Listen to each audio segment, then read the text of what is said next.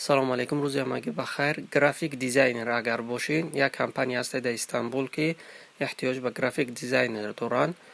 کمپانی دا دانستن زبان عربی و انگلیسی حتمی ای.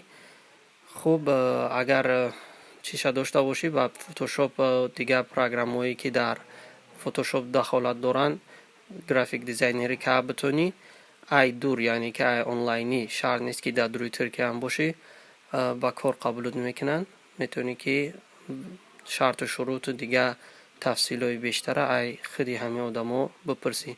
اول دا باید به همین ایمیل پشت الکترونیکی هست، به همین سی وی یا که همون چیز تا روی کنی، انکیت تا روی کنی، قبولت که کردن، بعد جواب دیگر چیزاش قدشان میکنی. عادتا معاش این 1000 بالا سر کردن، بستگی به روند کاری تای. برای در علاقه برآمدن به اینا انکیت تا میتونی که دمی پشت الکترونی روان کنی، جوابت بدن. زنده و سلامت باشین.